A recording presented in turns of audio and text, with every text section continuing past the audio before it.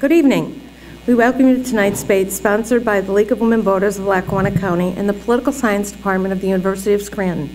My name is Patty Fowler, and I am the current president of the League of Women Voters of Lackawanna County. The League is a nonpartisan, which means we do not support or oppose any political party or candidate. The mission of the League is to promote political responsibility through the informed and active participation by citizens in their government. We encourage you to join the League. Membership information can be found in your program, or you can go to our website printed in your program at www.lwvlackawanna.org.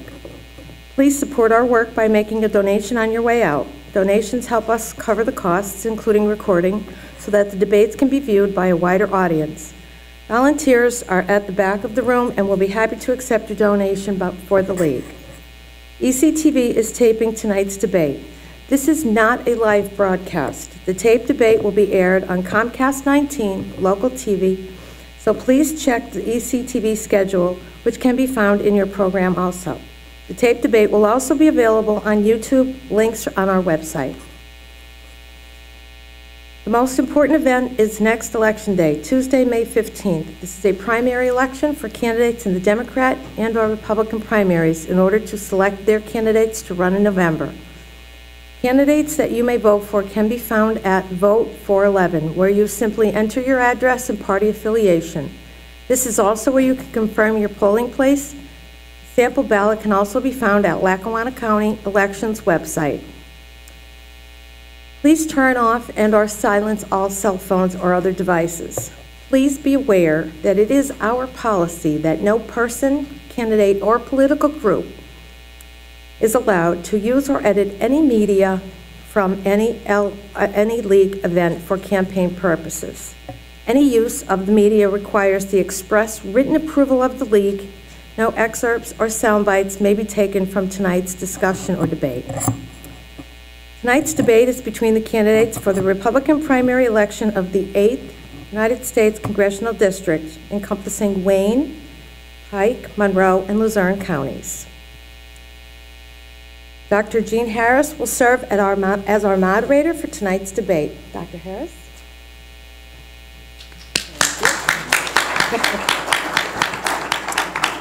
Thank you and welcome.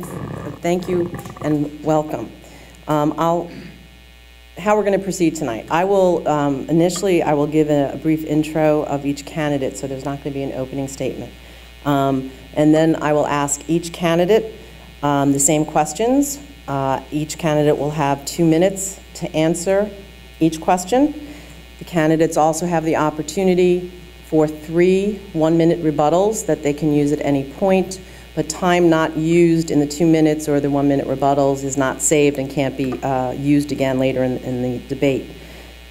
Each candidate will then also have 2 minutes for a closing statement. Up front we have a timer who will set the clock for the 2 minutes and the rebuttals, and we'll share with the candidates when there are 30 seconds left so they're aware of when they're getting close to the end of their time. We ask that all audience members stay silent, don't respond in any way throughout the debate so we can have more time for answers to our questions. And then when it is time to give some response, it's after the candidates have each given their closing statement. And so at that point, we'll invite audience members to respond. We drew straws at the beginning in our little green room over there, which is actually a closet full of chairs. We drew straws, and Mr. Peters will be answering the first question first. Then we'll move on to Mr. Schrin, who will answer the second question first, and so on. We also drew numbers to see who would give their closing statement first. And again, Mr. Peters won that. And so he will be giving his closing statement first, then Mr. Schrin, and then Mr. Knugle. So at this point, what I would like to do is introduce by giving a brief bio of each of the 3 candidates.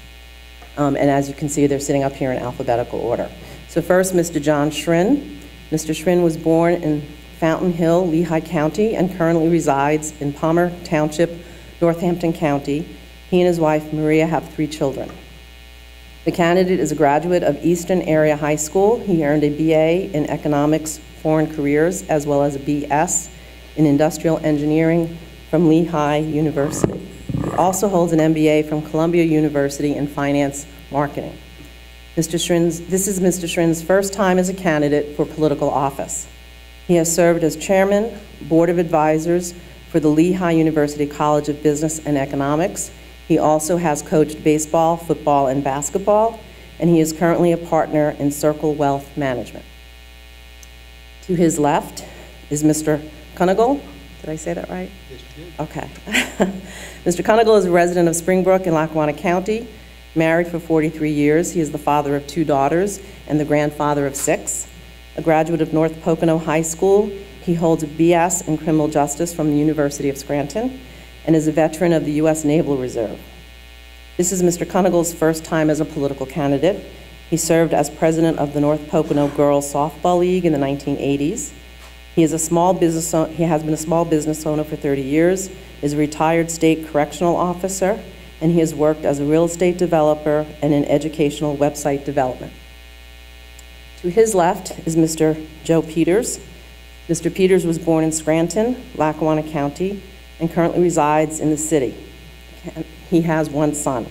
He is a graduate of West Scranton High, received a BS in criminal justice from King's College, and a Juris Doctorate from Dickinson School of Law.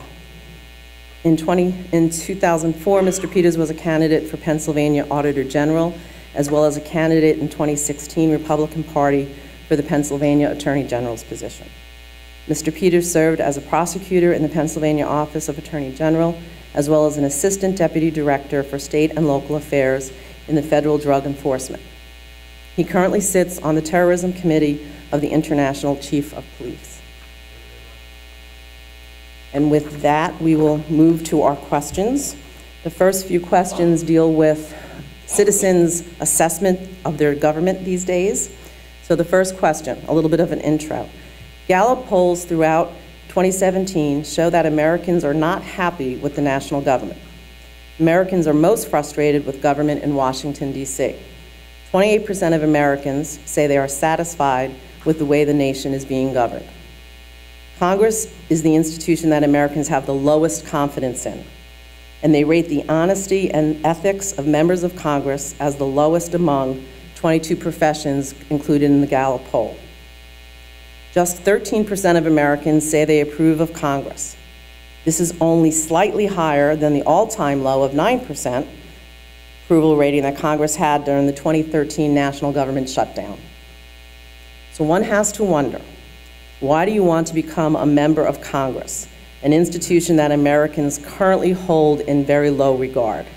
And Mr. Peters, this question goes to you first. Thank you, Jean.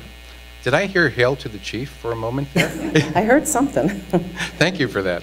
And thank you, Patty, and thank you to the League and the University of Scranton for hosting this. It's this kind of a forum that is so important to allow the electors, all of you, to make an informed decision.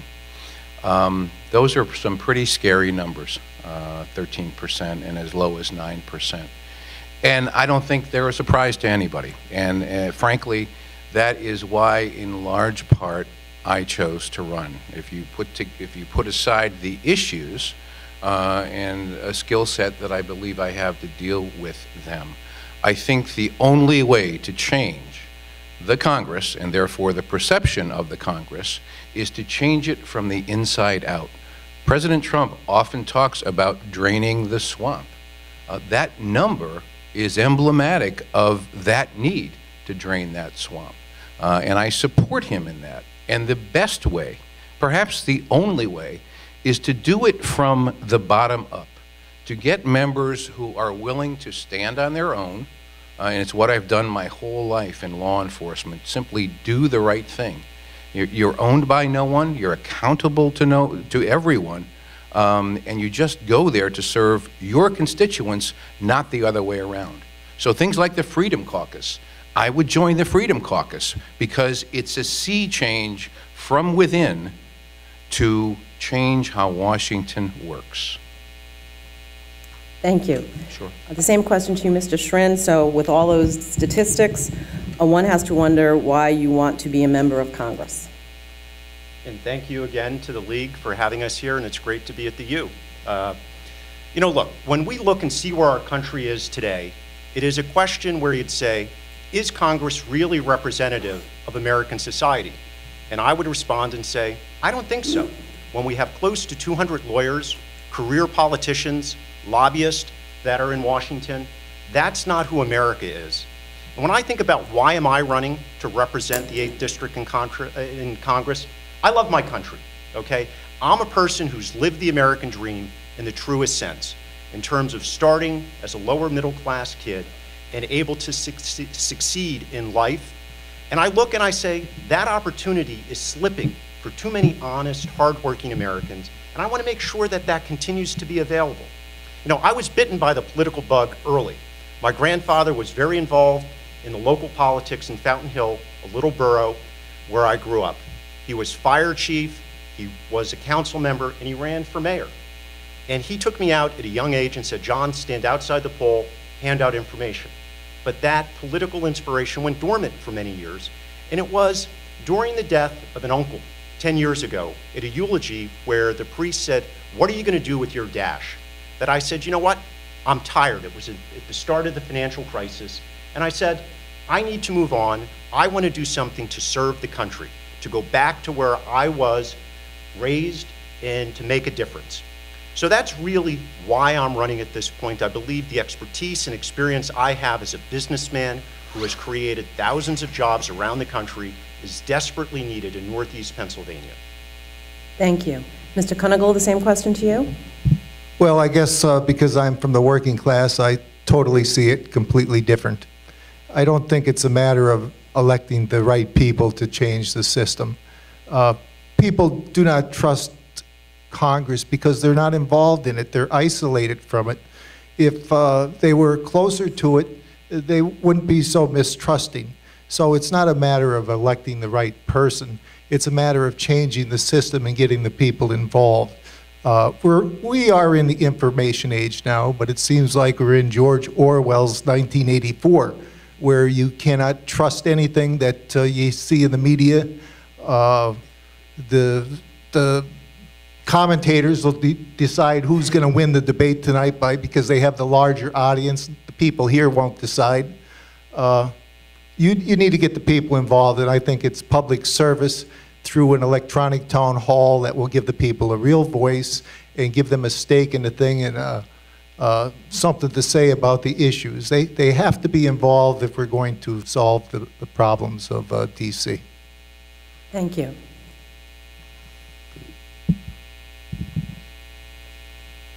Sorry, I'm going to ask you to make sure the microphone's in front of you when you're talking into it. So Mr. Peters, you'll have to move it closer to you when you're talking. So the second question, and we'll start with Mr. Schrin on the second question. According to Gallup surveys, Americans, both Democrats and Republicans, want politicians to compromise to get things done. Compromise means reaching across the aisle. It means a preference for action versus standing on principle when there is gridlock. If elected, how will you deal with congressional leadership when you believe it is working for the interests of the party or for a special interest and not the interest of your constituents back here in the 8th District?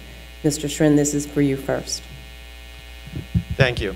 I mean, I think when we look and see what happens in Washington, one of the most disturbing things is it's great for the politicians, the career politicians, to say, nope, we're not going to get it done.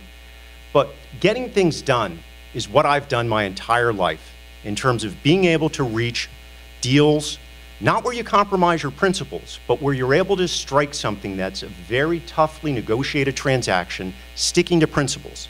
I worked with some of the biggest personalities and egos around the United States, yet we were able to get things done. So I think that experience is able to be transferred to Washington. And you know, when you think about what needs to be done, there are so many issues that we need to face in this country in terms of driving an economy, trying to fix our broken immigration system, and doing well for middle-class Americans in terms of what they pay in taxes. We have to be able to do better for the people. And if there are opportunities where we can do something for the betterment of the United States, and it's a short-term sacrifice for the 8th Congressional District, I have the courage to come back and talk to the people in terms of why that would be the case. And there are other instances where if it's not right for the 8th Congressional District, and it's against my party, I also have the backbone and courage to fight for the 8th District and do what's right for the people here. It's what I've done my entire career, and that's what I will do in Washington. Thank you. Mr. Kunigal, the same question to you. So we're talking about compromise. Do we want to compromise from a strong position or a weak position? I think that's the question. And I'm going to sound like a broken record here tonight because I believe I have hold of a basic solution. That's why my solution touches just about any issue that the American people have. They have to be involved. They have to study to see what the politicians are doing. They have to look at that issue from all sides and then give an informed opinion poll. When you have people informed behind you and you're representing them, then the representative has power. He's operating from a power position. Otherwise, you're going to be in a back room and somebody's going to say, hey, I'm going to give you a piece of pork and maybe you're going to get reelected. That's not the type of compromise that I like to do, and that's not the type of compromise I would do. I want to know what the people want.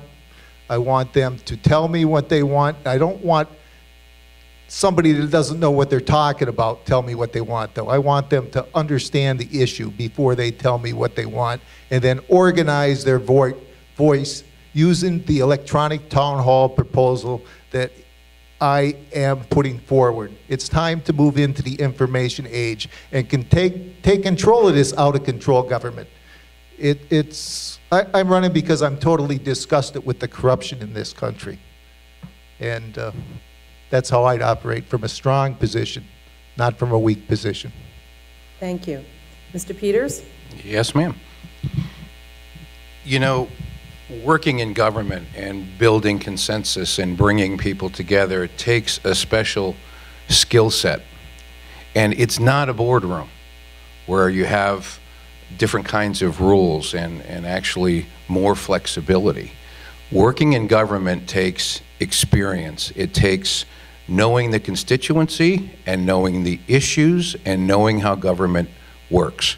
I think back to being an adolescent and seeing my dad, Mayor Peters, he's still called that, and he had a unique ability to bring people together because he knew their pain, he knew their aspirations.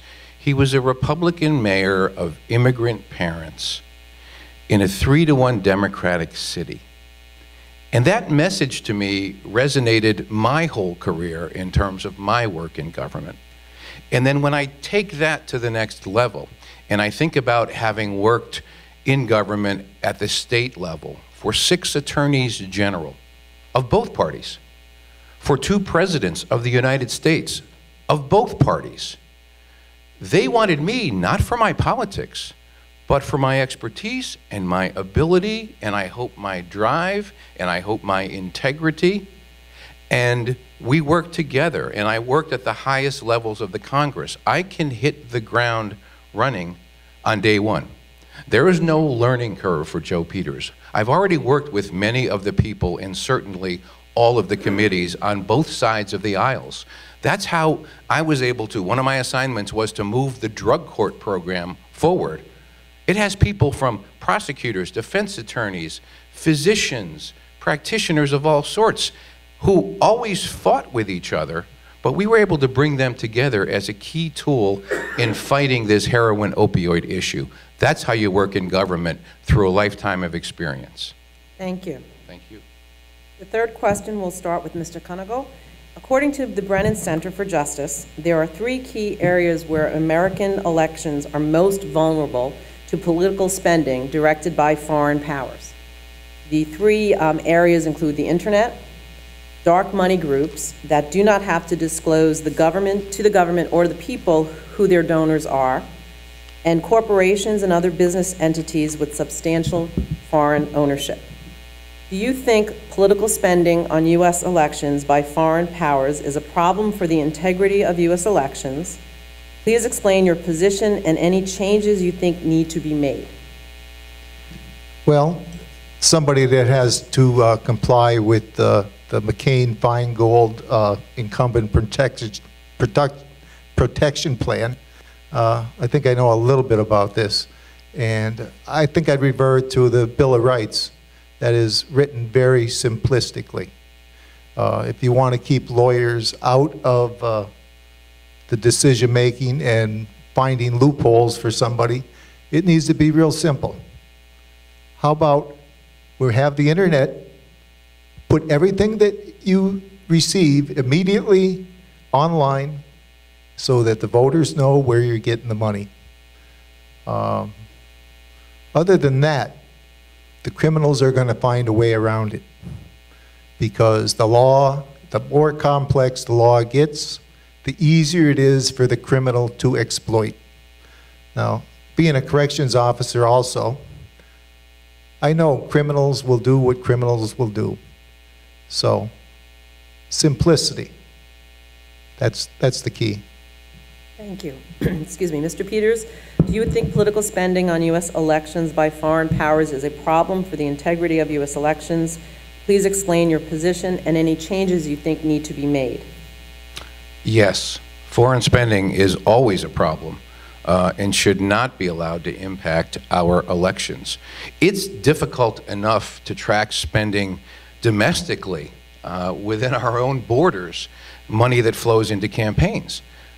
For instance, if you look at my campaign reports, you won't see PACs, you'll see people.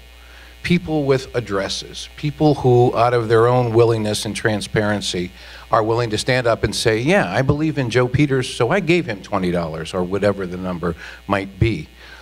When you have PACs, and then you take that to the next level of foreign money that you will never be able to track, it feeds right into another problem we have, and that's cyber terrorism.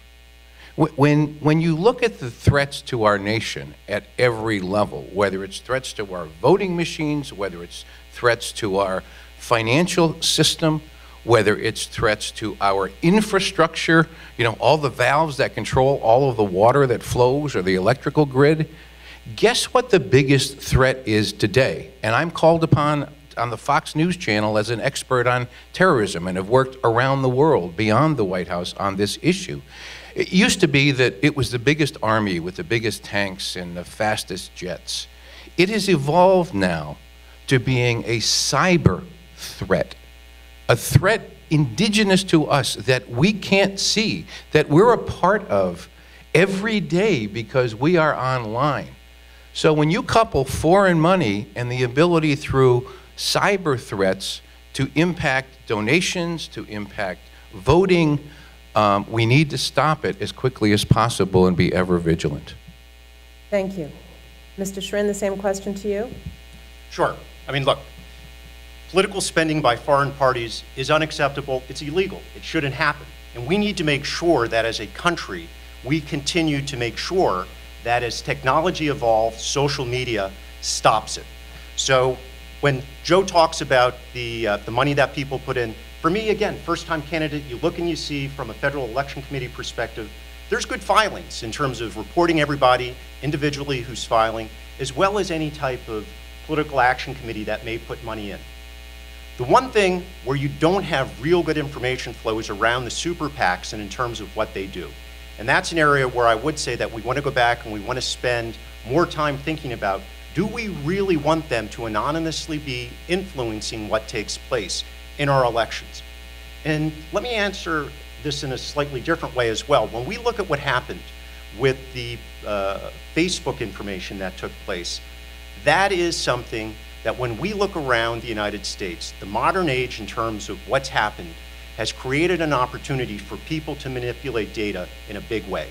And if you have financial data, you have healthcare data, you have social media data, the government should set standards that treats all of them and protects them so that we, as the citizens, don't have our information used against us by foreign parties. And you know, when we think of cyber terrorism, I spent a lot of time in the financial services industry, and one of the most important weapons for terrorists is money.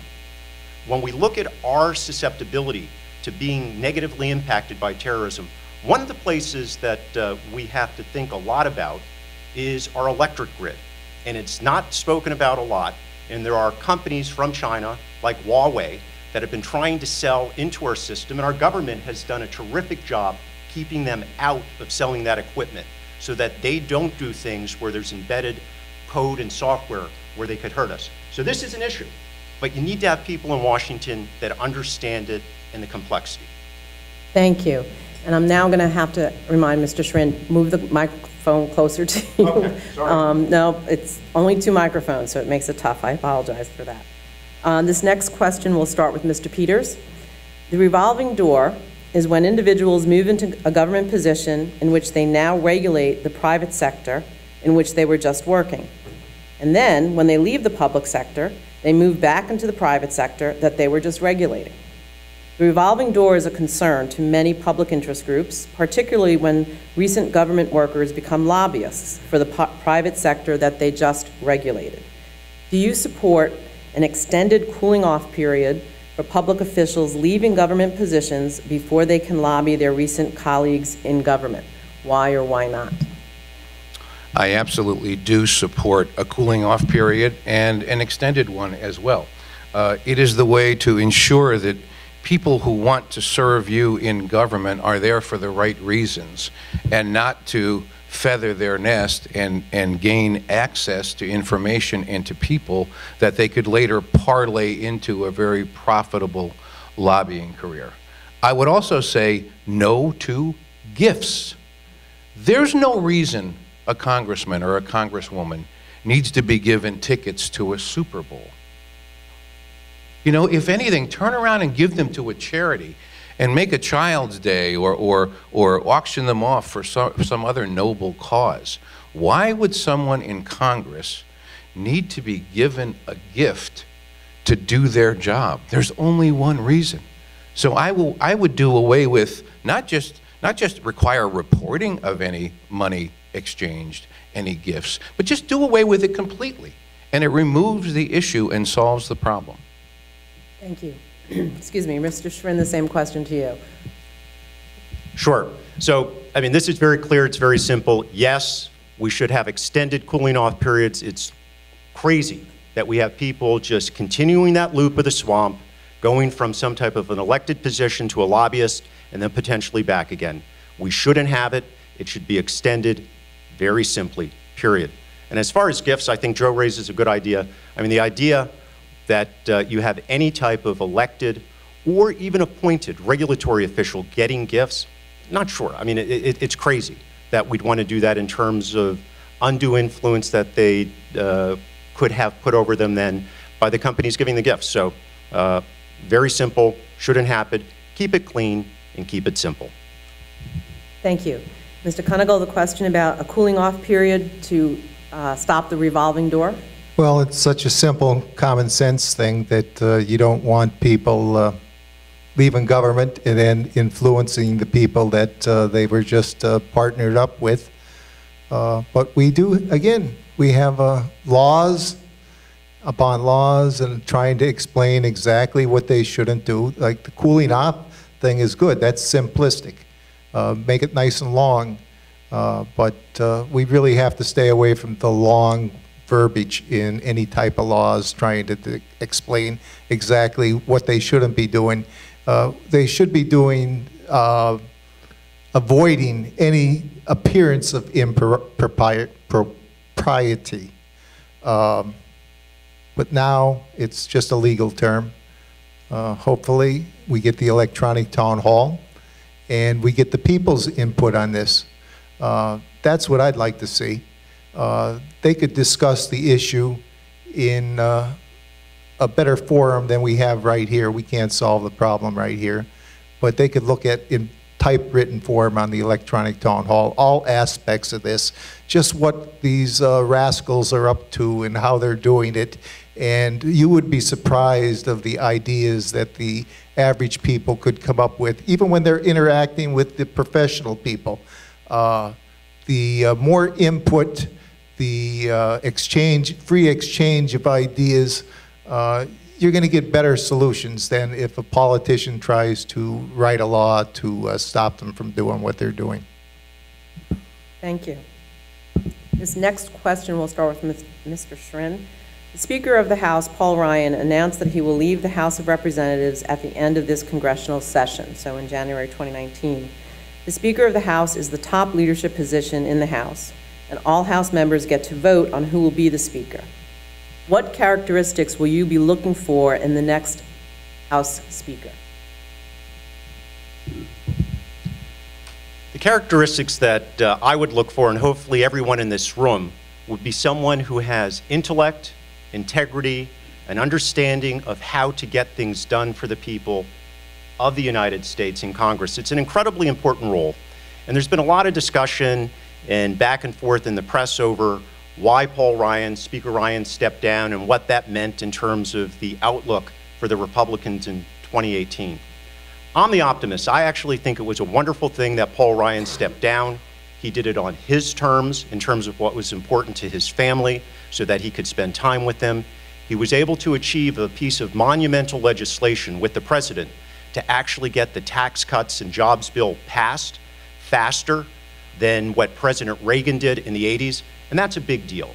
So I think it's important that we have somebody that's not going to be thinking about his or her own small agenda. And I applaud the Republicans for what they're doing in terms of stepping down proactively from some of the leadership positions, because unbeknownst to me, the Republicans and Democrats think about chairmanships in Washington very differently. The Republicans limit themselves, the Republicans, to 5 years. The Democrats have it almost as a life type of entitlement that when their party's in power. So we should ask ourselves the question then, why so many people stay on as long as they do in government? I don't think it's healthy, and I think that the Republicans should be applauded for having that type of willingness to step up and take a proactive step. Thank you. Mr. Kunigal, the same question. What characteristics would you be looking for in the next Speaker of the House? Well, I'd have to do a little bit of research and see who had a high sense of justice. I think that's one of the most important things, fair dealing.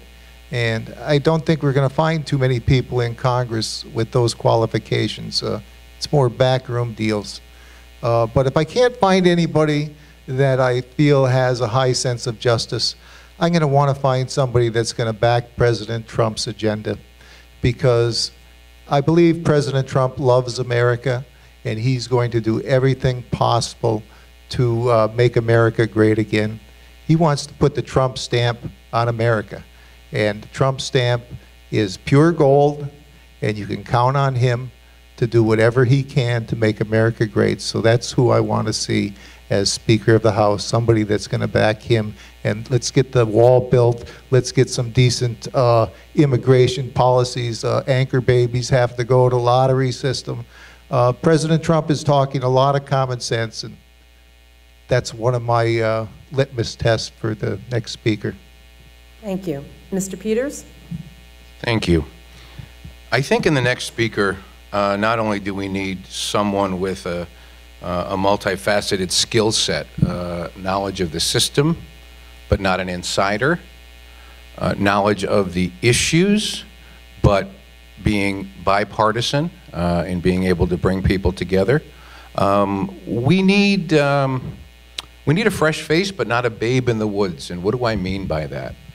We need somebody new, who's innovative, who can get their respect on day one, as I mentioned earlier, but not so unknowing of the system that it will take years to be able to ramp up in knowing how things are done. You know, when you look at Congress and you see people that have stood out and been recognized by the country and by their colleagues, people like Congressman Trey Gowdy. Now, there's a congressman who's only been in office, I believe, 3 or 4 terms. And already, he arrives in Washington because he's a former prosecutor, federal prosecutor, as am I.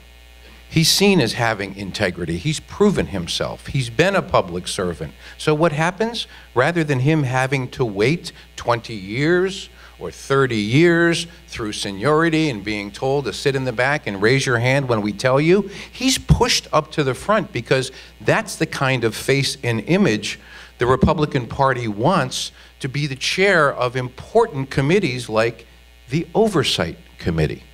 So that's the sort of leader that I would want in the new Speaker of the House. I don't want somebody who's going to be the antithesis of Nancy Pelosi and just be partisan and drive people apart. And it happens on both sides.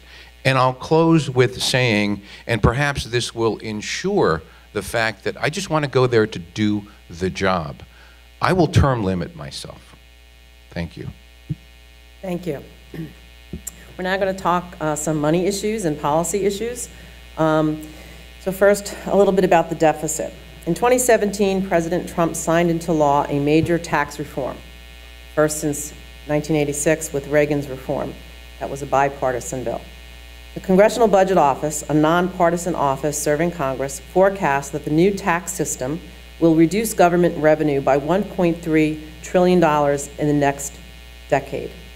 Moreover, the two-year budget agreement passed in bipartisan fashion by Congress, which runs through September 30th, 2019, increases military and domestic spending by almost $300 billion.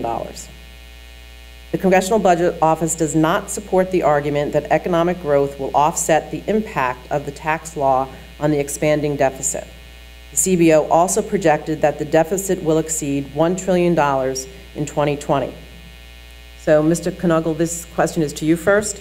What legislative actions would you advocate to ensure that future federal budgets keep the deficit within reasonable limits?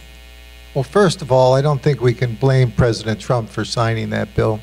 It's like you're standing on the edge of a diving board and you jump off, and the only thing you can do is enter the water smoothly. And I believe that was his choice. He was pushed off that diving board. He had all kinds of bad choices. But what I would do, and I've advocated this back in October, is have a balanced budget amendment with a sunset clause. Give them a little carrot. If they balance the budget, then we could take the balanced budget amendment away. And I'm not sure that I completely agree with the idea that expanding economy will not offset the deficits. We'll have to wait and see. It depends on how much the economy would expand. I don't think we really figured in the impact of all the factories that are coming back, and there's a lot of wait and see to this, but we have to practice fiscal responsibility. I'm a person that has practiced that my entire life. I've worked blue collar, but I managed to acquire several $1 million in real estate, and I don't owe anybody a penny, and I've never paid a penny in credit card interest. So you have to have somebody that lives it to really deal with it. And I definitely do not like deficit spending mortgaging my future or my country's future. Thank you. Mr. Peters, what legislative actions would you advocate to ensure the future federal budgets keep the deficit within reasonable limits? I think we need to make the tax cuts permanent. And I think in addition to the impact that will have, you know, rising waters raise all ships. And I think if we have a driving economy where small businesses, which are the largest employer and generator of revenue in this country, if we can enable them, then there will be that trickle down. And you could use whatever terms you want, but if we have a revving economy, you will see what we're seeing now, companies giving bonuses. You'll see U.S. companies that had their assets offshore bringing them back. And there will be this exponential growth. I think we also have to get regulations out of the way. Not regulations that are valuable to our health and safety, but onerous regulations that have sort of gone way beyond what their intention was.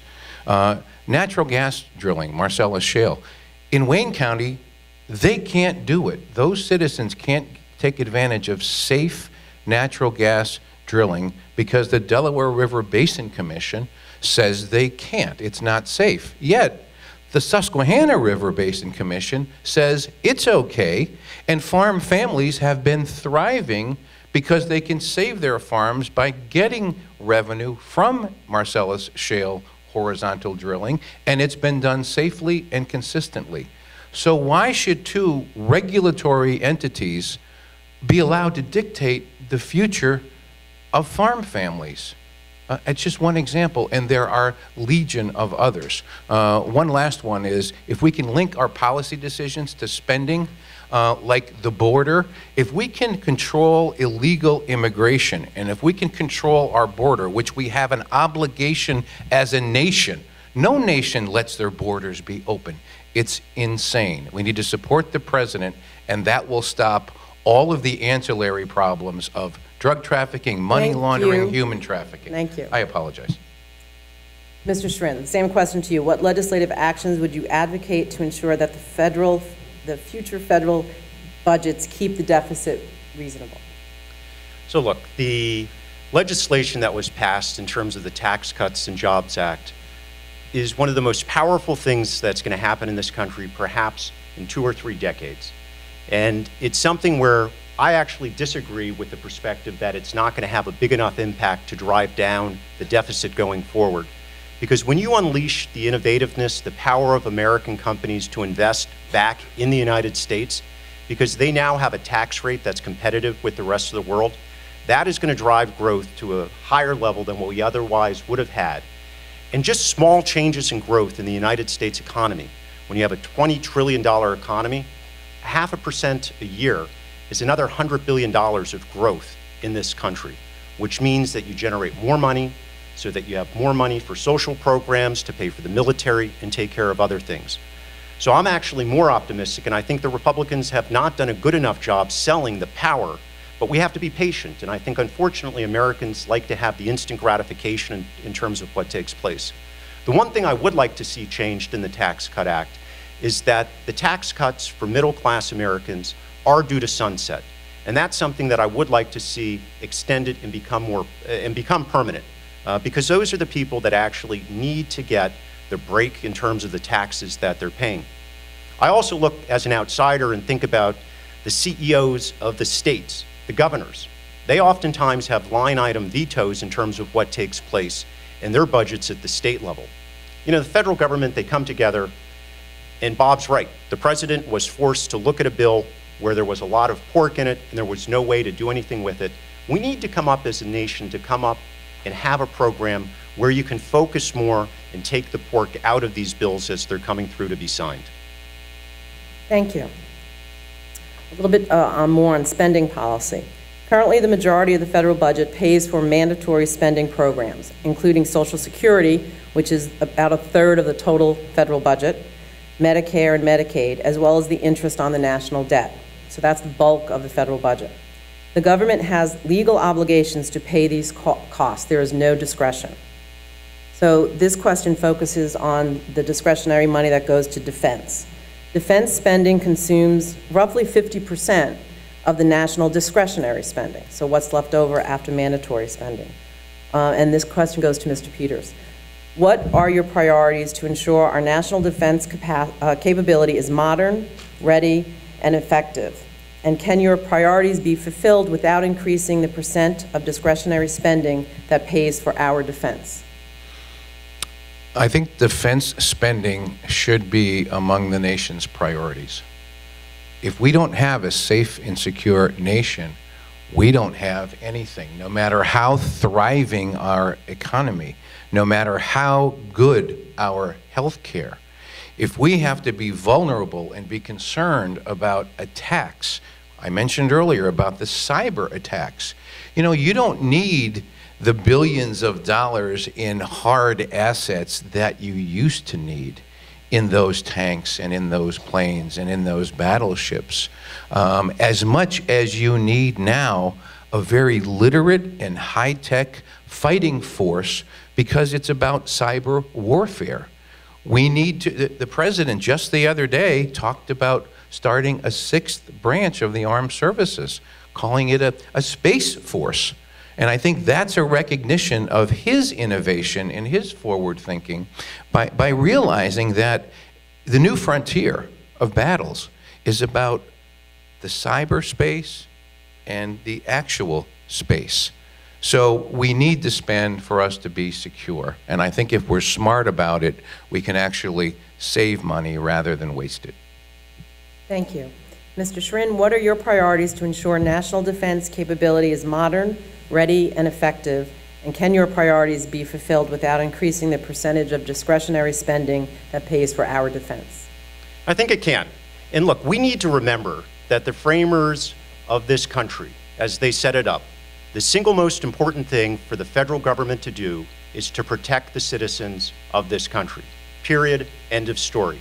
Everything else is extra. And whether that's through the military or Homeland Security at this point, that is what the priority of the federal government is.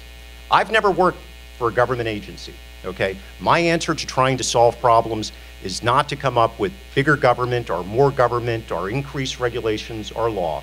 It's actually turn it over to the people, because the people of this country are amazing in terms of their creativity and their ability to get things done. So I think that we can do that with the discretionary spending while still protecting and making sure the people of this country are safe. Thank you. Mr. Kunigal, the same question to you. Well, I think we can spend our money a lot better if we truly understand some of the things that are going on with national defense.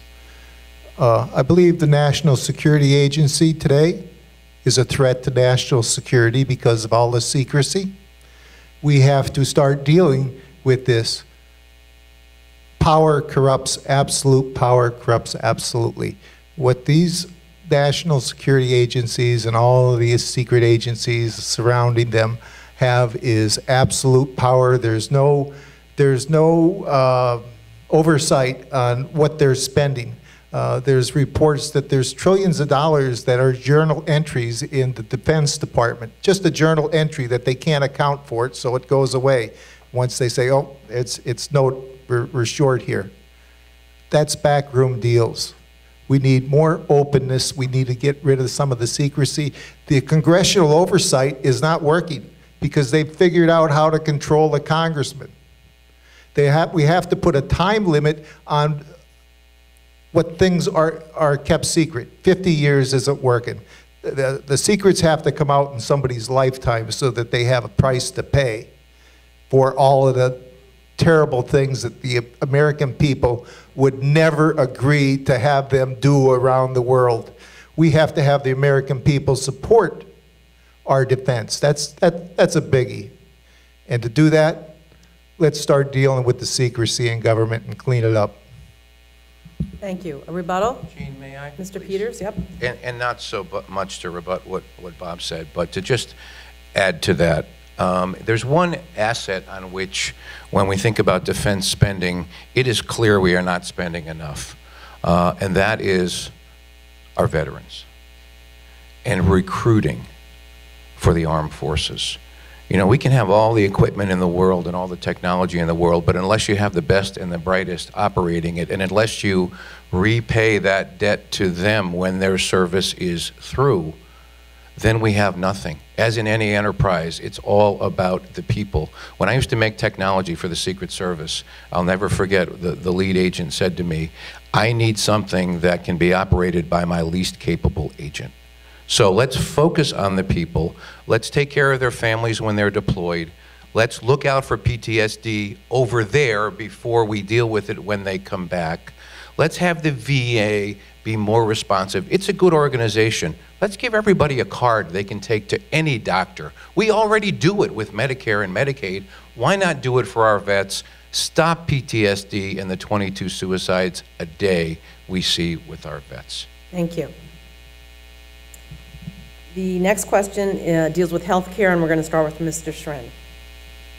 Many people are unhappy with, particularly health care for people under the age of 65 is the focus here. Many people are unhappy with the cost of health care. There are people who, through no fault of their own, have lost their jobs and lost their employer-supplied insurance. High drug costs continue to come under scrutiny as well. So what proposals do you have to ensure that Americans under the age of 65 can obtain health care services at affordable prices? Okay. We have to finish uncompleted business. We have to repeal the Affordable Care Act, number one. We have to have more competition for insurance programs around the country so that insurance companies will cross state lines. And it's actually, candidly, one of the things that I'm very disappointed that the Republicans in the Senate, House, and the President weren't able to get completed. So that's where it starts. Thank you. Mr. Kunigal, the same question to you. Okay, insurance question. I don't think that people have a clear idea what insurance is today. The bureaucrats have managed to put unfunded entitlements into the insurance. Anytime they tell the insurance that they have to do something and the insurance company can't cover the cost because of that mandate, it's no longer insurance. It's a government program.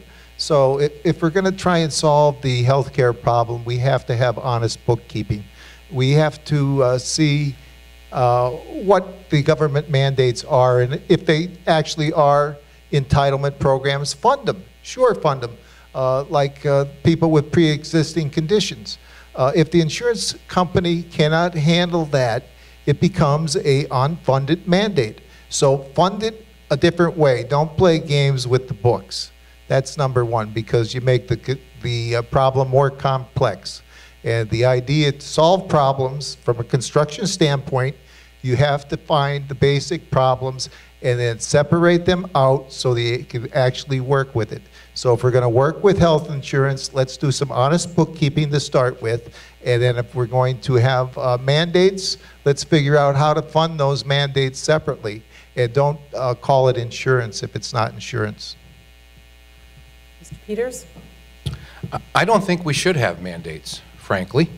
Maybe it's the Republican in me or the little bit of the libertarian in me that thinks the government shouldn't tell me what to do and what I need. So I think that getting rid of the health care mandates in Obamacare was a good beginning. Number two, competition. That's what makes everything work, and that's what will drive this economy and this insurance market to the levels where people can afford based upon what they need. Number three, customization. Why would a gentleman who's 82 years old need to be buying pregnancy-related health care? It's absurd. It's another example of government just getting way out of hand. Another one of the areas is we need to ensure, both out of humane and for humane reasons, but also economic reasons, that we deal with not only prevention and reward preventative activities so we don't get down the road to having to deal with nasty healthcare issues, but we need to deal with issues like the heroin opioid crisis, and particularly, and this will surprise you as a cop and prosecutor saying it, adequately funding drug treatment. Like it or not, and not to excuse the behavior, but when someone arrives to the point of addiction, guess what? They're a healthcare problem now. The cops don't want them. The criminal justice system doesn't need them. They're human beings who need to be treated as addicts within the healthcare system. And a big part of that is ensuring that there is adequate treatment. 28 days is not always enough. And our insurance companies don't, and we wouldn't allow them to tell citizens, you got 28 days of cancer treatment, it's over. Wrong. We shouldn't do it when it comes to addiction treatment either, because it's cheaper and makes people participating members of society. Thank you. Thank you. Yes, Mr. Knogle? Sorry. Well, there is another area. There's you have to look at where the money's going out, and I've talked with thousands of people on the campaign trail, and I had no idea that you could pay $40,000, $50,000 for cancer treatments. I've known of other people that had $1 million bills. We have to look close too and see if there's profiteering going on, and wherever there's fraud. So there's lots of areas that we could look at, and again, the electronic town hall, when you have the people looking at the issues, they'd be a lot better at identifying a lot of the areas that we could improve. Thank you. The next question is going to deal with foreign affairs, and Mr. Knogle will begin with answering this. What factors do you think Congress and the President must take into consideration when deciding to engage in conflicts within and among other nations in the world?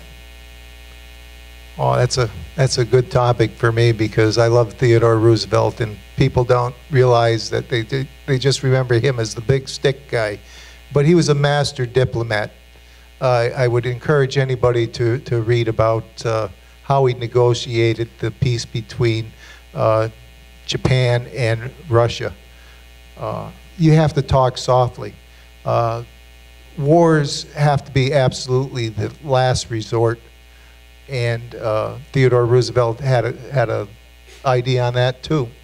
If you're going to go to war, or if you're going to go to a personal fight, it's not fair to either side to prolong it. Knock them out. Both sides suffer less. So these never-ending wars are absolutely insane. We have to end that.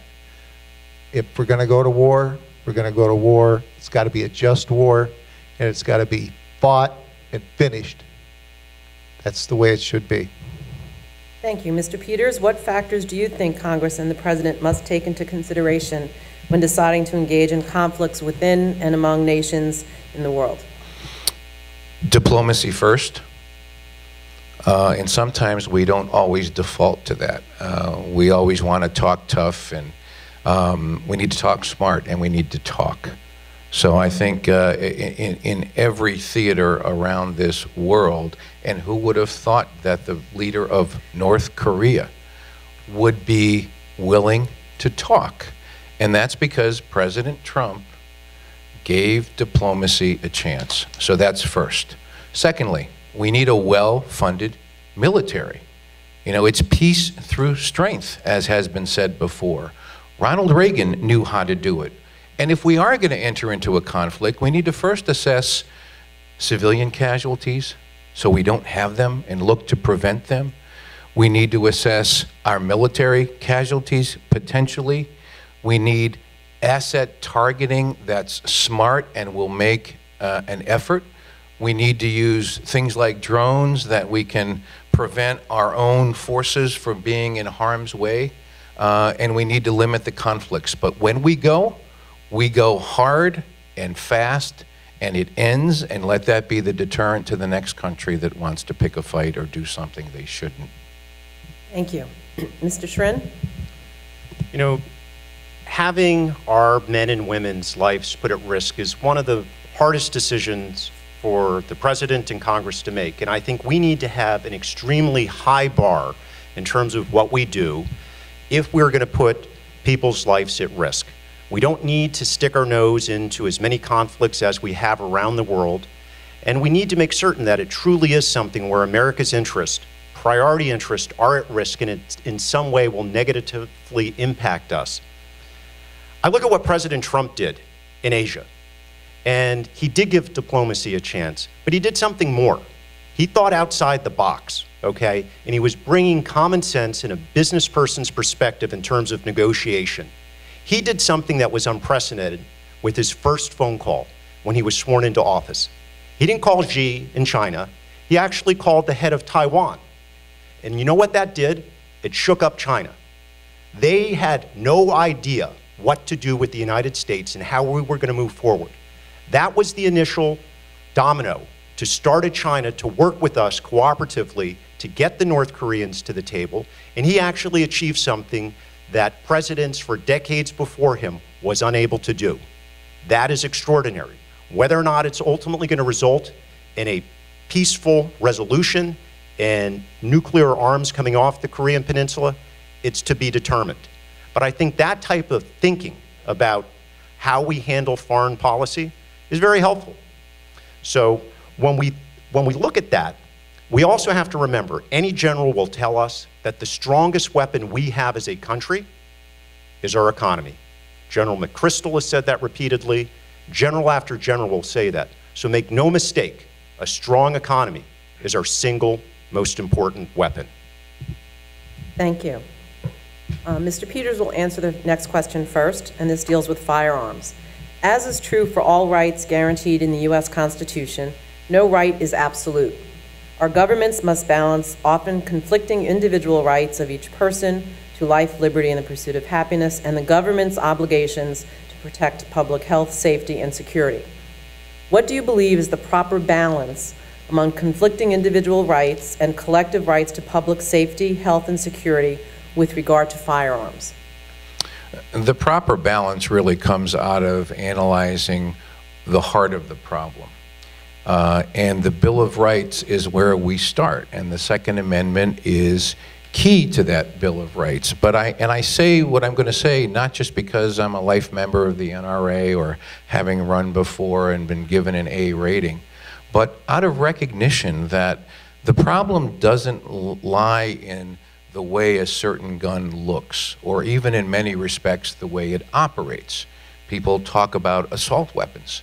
An assault weapon is simply a semi-automatic rifle that you can buy in any store, and you change the stock and you change another part of it, and all of a sudden it looks like some onerous weapon, but it's the same weapon you could have bought to go shooting or hunting. Bump stocks, things like that we don't need, and I'm okay with eliminating bump stocks. Those things that turn a semi-automatic into operating like a fully automatic, which is illegal. So we have laws to deal with firearms. We're not enforcing the laws we have. For instance, straw purchasing laws. You know, when I was chief of state narcotics or convicting the mafia in Philadelphia, guns are what they need. You know how they get them?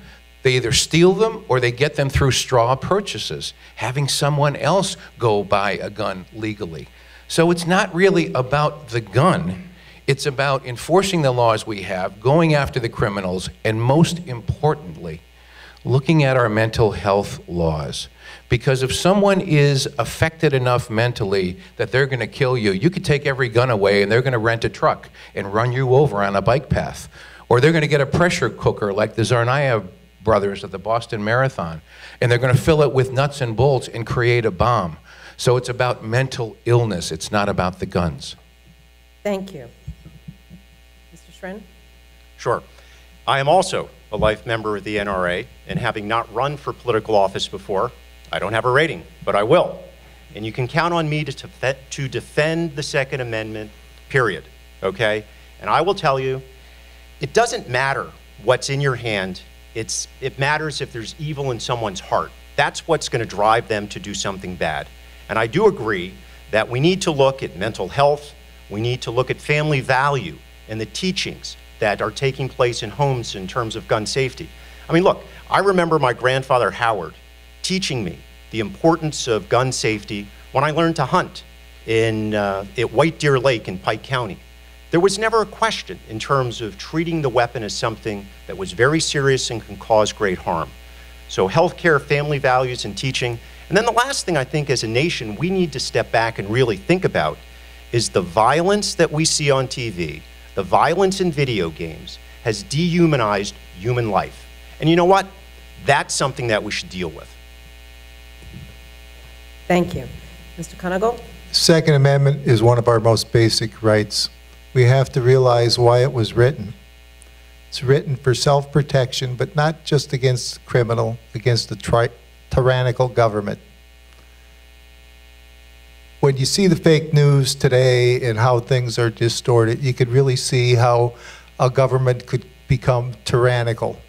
Because if things went unchecked in America the way that they're going today, we could have a tyrannical government. We're lucky that we have President Trump.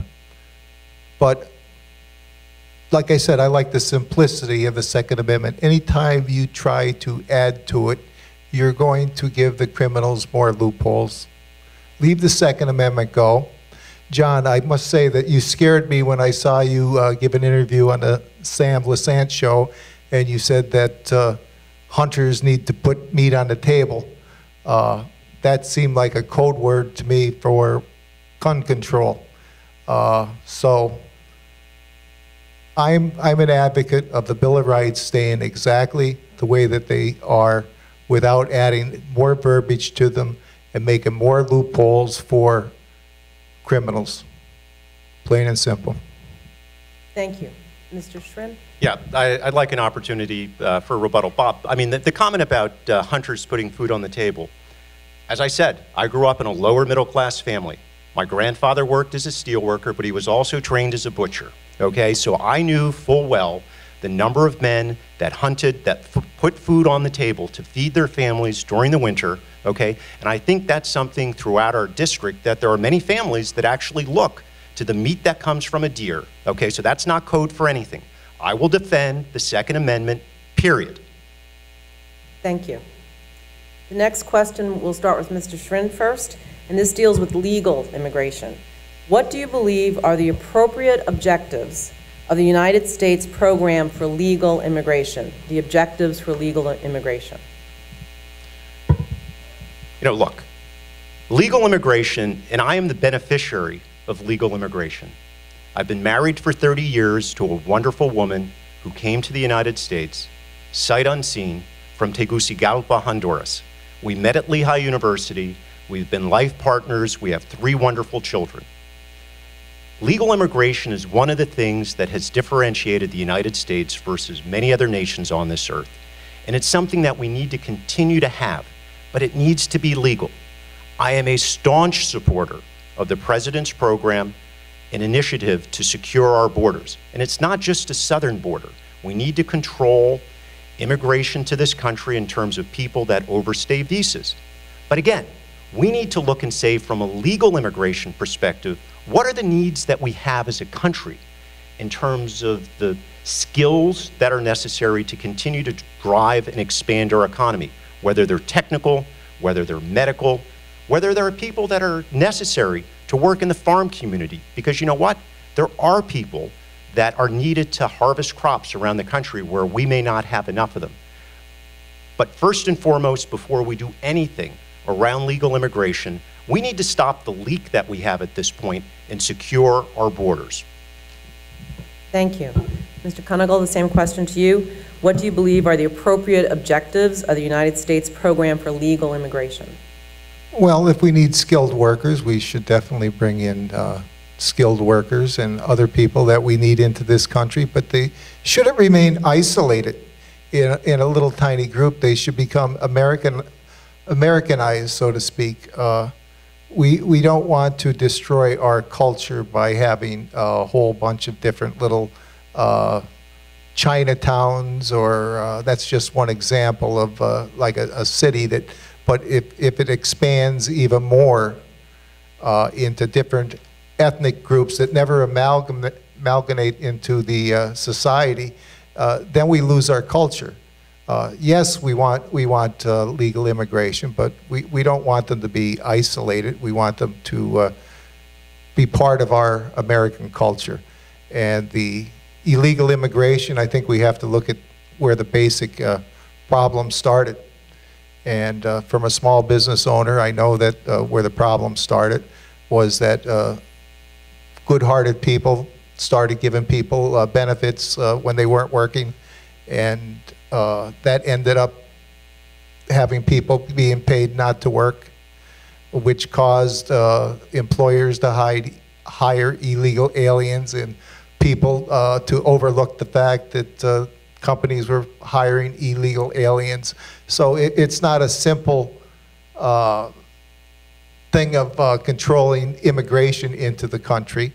It's poor policies that have driven the immigration things, but I'm not saying that it's the people's fault that's getting the freebies. It's the government's fault for not doing it wisely.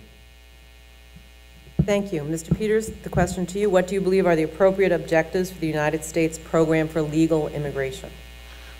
Objective number 1 is to have a safe and secure nation and a controlled border. Even third world countries, as best they can, control their borders. It is insanity to let people just walk in, sight unseen, background unknown. No one does that. So let's clear the fog and the mist away. And it's not an attack on immigration, lawful immigration. We are all beneficiaries of it. I am. One set of grandparents came from Italy. One set came from Lebanon and had 17 children and worked to integrate into this culture and produced a mayor of Scranton. That's what this country is about, but only if we honor the legal immigration system. It is an affront. Every time we let someone walk in here or not show up at a hearing or catch and release, it is an affront to all of those good immigrants who did it the right way. It's also a national security issue. Because what happens at the border, and I lived it down there in 2 White Houses, and if you think it was bad then, it's worse now. Because all of the crime that intersects there and then comes into this country are all the evils of the day. It's drugs, it's money laundering, it's guns going back and forth, and oh yeah, it's the terrorist. And I've worked on projects which show that ISIS and Al-Qaeda, let's not forget them just because we don't hear about them every day, send people to Mexico to walk across that border. And you know where the other border is? Right here. Because if someone in China, and we need to deal with them, is going to manufacture fentanyl with no tether on their behavior and then mail it here, now the Chinese border is the University of Scranton right here at the U. Thank you. The next question will deal with environmental protection. And Mr. Kunigal, you'll get this first. What do you feel should be the priorities for national government spending to protect water quality, air quality, and the quality of land on which food is grown and families are raised?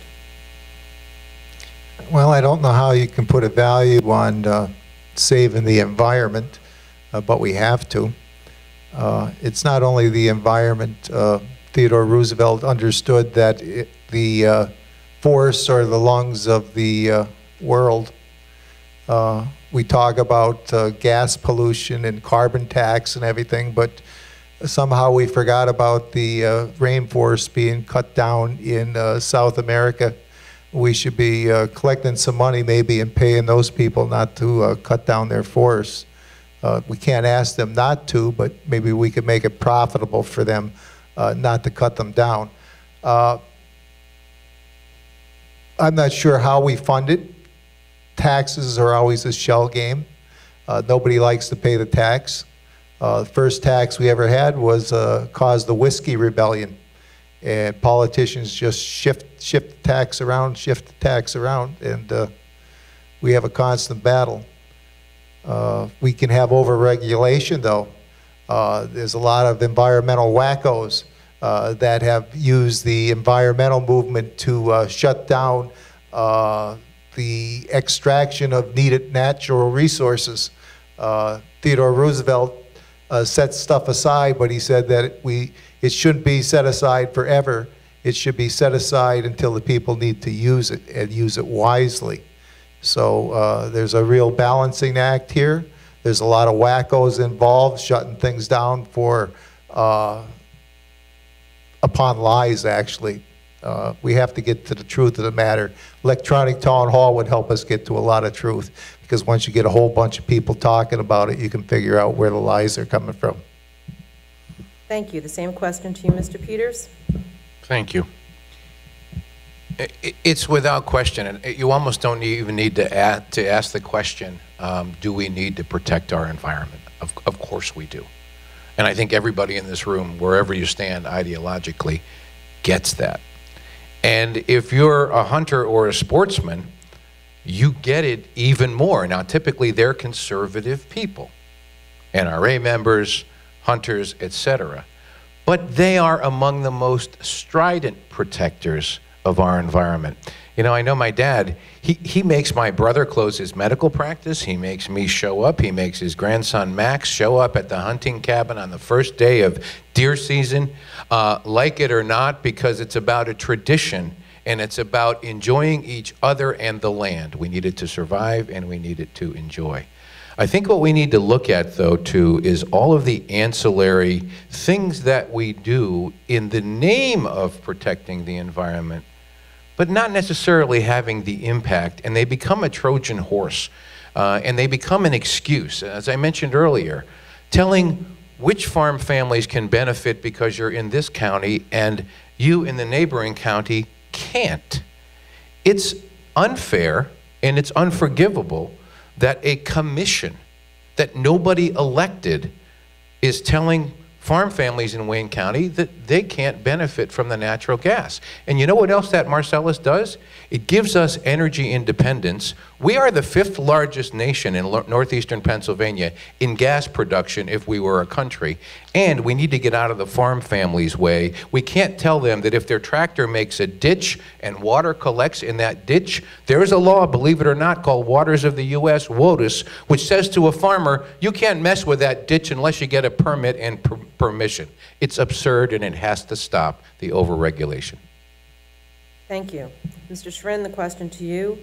What do you feel should be the priorities for the national government in spending to protect water quality, air quality, and the quality of land on which food is grown and families are raised? Again, this is one where it really is common sense, and what Joe described in terms of over-regulation, in terms of restrictions, that's the bureaucracy. Washington makes rules, they implement them and send them out through the system, and it doesn't make sense. I'm a person who believes that the environment does need to be protected. But we can also have economic growth that doesn't compromise it. It's not binary, one or the other. We can act responsibly to develop things. And in fact, what we need to look to are creative ideas in terms of public-private partnership. One of the things that I hope President Trump pushes forward is his agenda on infrastructure. And the agenda on infrastructure is going to provide us an opportunity that we've seen public-private partnership where you get local, state, and federal government working in cooperation with private dollars so that you can leverage it and do good projects throughout the country that are going to create jobs. And when you do those public-private partnerships, it creates an opportunity for money to be turned back to the public schools and also for money to be set aside for farmland preservation. So those are the type of ideas that I would say in terms of what do you want to do? We can move forward to protect the environment, yet still have responsible economic growth. Thank you. I think this will be the last question, and it actually, if it's okay, Anne, can we do just a minute? Okay. So just a minute response, a minute or less. And this deals with landfills. Would you support national legislation that would allow each state government to regulate the trash that comes into its borders from other states and ends up in its landfills? And please explain your position on this question. And Mr. Peters, you go first. I don't think we need national legislation to control this issue. You know, once again, it's more legislation, it's more regulation, it's more restriction. I think just like the educational systems in this country, those decisions are best left to the states. The states know their individual challenges, their states know their individual needs, the states know their individual priorities. So let's leave it to them than a one-size-fit-all solution and let them decide. If a state doesn't want interstate trash, you're going to hear from the people in that state, and that's where the decision should be made. Thank you. Mr. Schrin? It should be a state issue, period. I agree. Should be a state issue. It's an easy one on that. But how about some other things that should go across state lines? I worked at a nuclear power plant back in the 70s, and I always had apprehension that we never solved that problem of nuclear waste. There's a place out in Yucca Mountain that it's supposed to go to, but nobody can get it across state lines because it's too dangerous. If I go to Congress, that would be one of the jobs I would love to deal with as a crescendo to my career. Since I helped build a nuclear power plant, I'd like to help solve one of that big problem. Thank you. And I'm sorry, the academic in me has to point out that trash across state lines is interstate commerce, and so the national government would have to pass legislation to allow the states to do something about it, because only the national government can deal with interstate commerce. Having said that, at this point we'll turn to closing statements, and we start with Mr. Peters, and I remind you that after each individual's closing statement is the time that you can share your response. So Mr. Peters, 2 minutes for a closing statement. Thank you, Jean, and thank you again to the League and the university and all of you in the audience and all of you watching at home. It's time for you to make a decision. And as you look across the dais, you will make your judgment as to the kind of person and the person that you want representing you in Washington.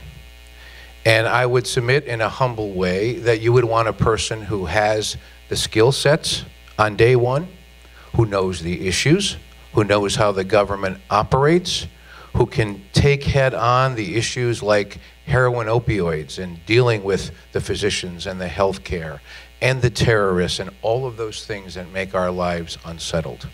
I think you want a person that can be respected by both sides of the aisle, and a person who's been proven to work across the aisle and bring consensus and bring solutions.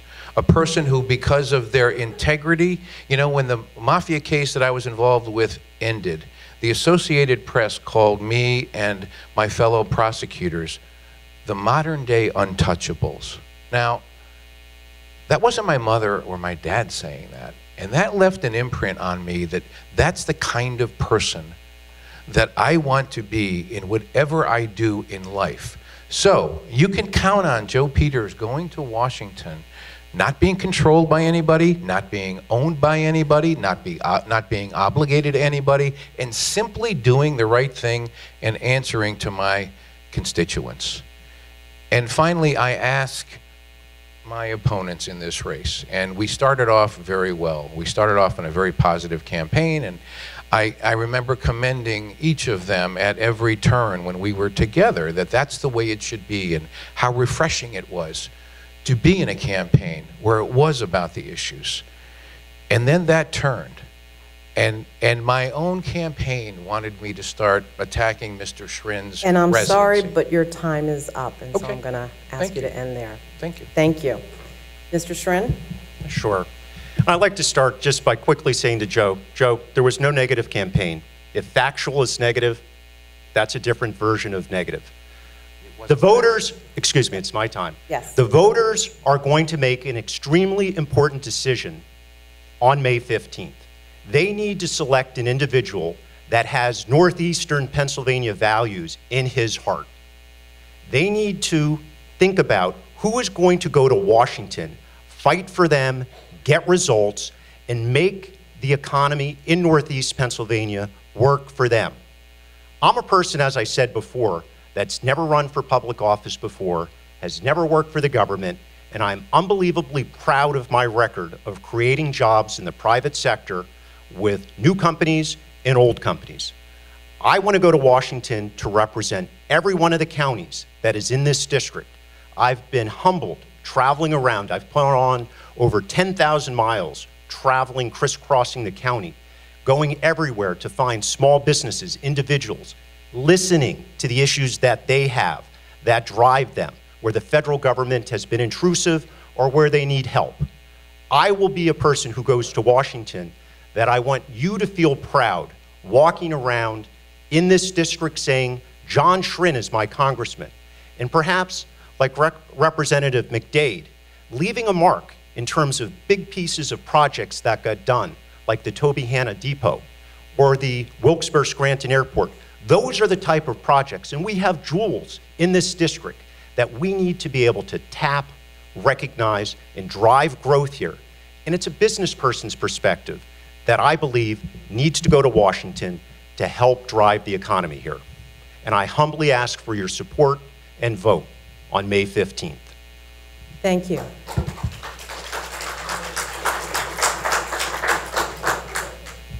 Mr. Kunigal?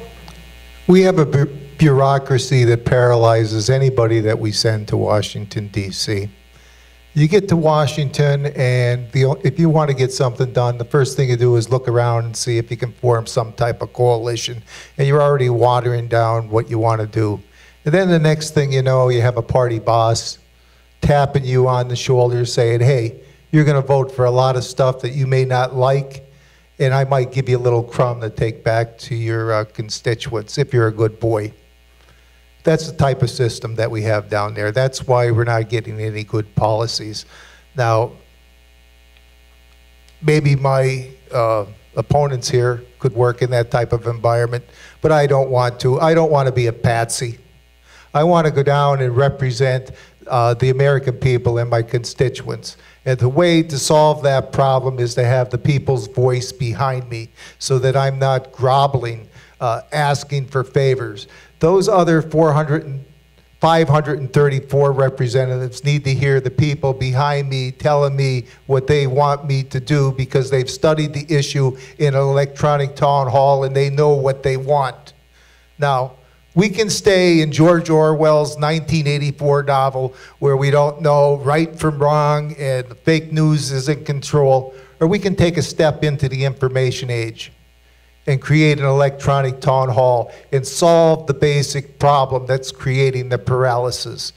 Vote for me May 15th, and so help me God, I will take a step into the information age with the people of northeastern Pennsylvania. I'm a veteran. I'm on my last mission here, and I want to fight for America, and I hope the people stand by me, and we will get it done. Thank you.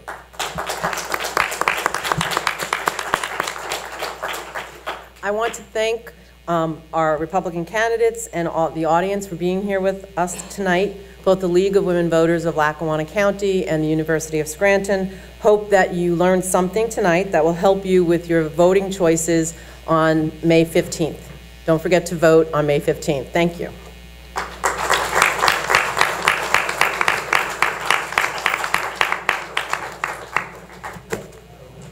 Thank you.